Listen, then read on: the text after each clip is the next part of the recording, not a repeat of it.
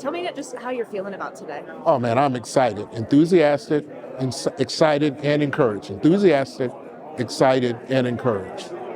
Talked about talking to some of these students on your campus who have aged out of foster care and the stories they're telling you.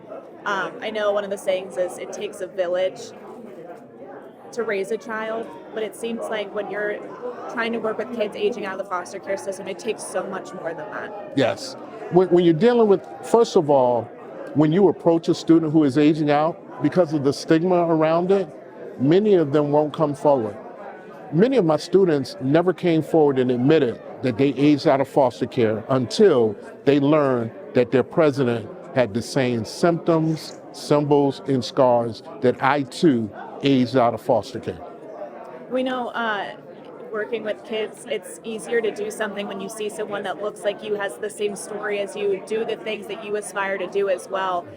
What's it like being able to be a pillar at this college for students that may not think they ever have the chance to get an education like you did? For me, the formula, the secret to the secret sauce: access, opportunity, exposure. I grew up in an environment, I don't have the horror stories that so many young people had with foster care. I had stability, I had support, I had structure, I had that, When you have those things, it's easier to navigate that system. But what I want to do is use my platform to make sure that young people who didn't have that they still have an opportunity to unlock their potential, unleash their power, and have their purpose unveiled. And that's what I want to see happen on the campus of Livingstone College. So for this center, 5 years from now, 1 year from now, what resources do you hope to have for these students that are coming in here? What do you hope to have for them so that they can experience that structure and that encouragement from people around them? Well, when you think about it, 400,000 young people are trapped in the system. When you think about their trajectory, I shared some of the statistics, right? They're horrific. What if there was a center that actually conducted the research? What if there was the center that trained the practitioners, the social workers, to specialize in dealing with young people who are trapped in that system?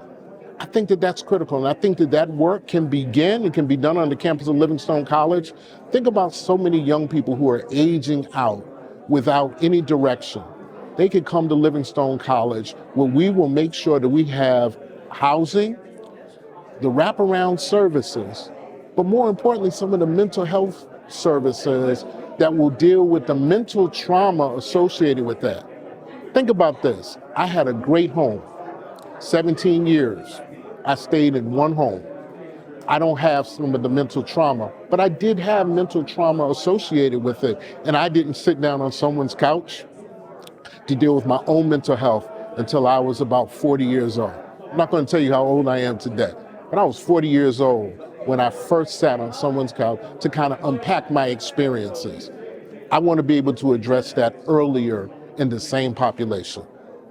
You discussed some of the outreach opportunities that you're hoping to have, making sure social workers know about this program. Do you think that you'll use yourself, and not only you, but maybe some of the students that are going to go through and use this center as peer counselors to other kids that are aging out of foster care as well? I want Livingstone College to be the place where we train the trainer to leave our campus and go speak truth to power.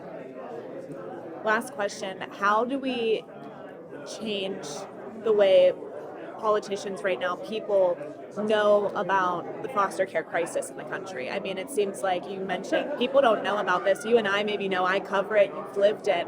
How do we make sure that things change in the state? I think that we have to, first of all, think about awareness.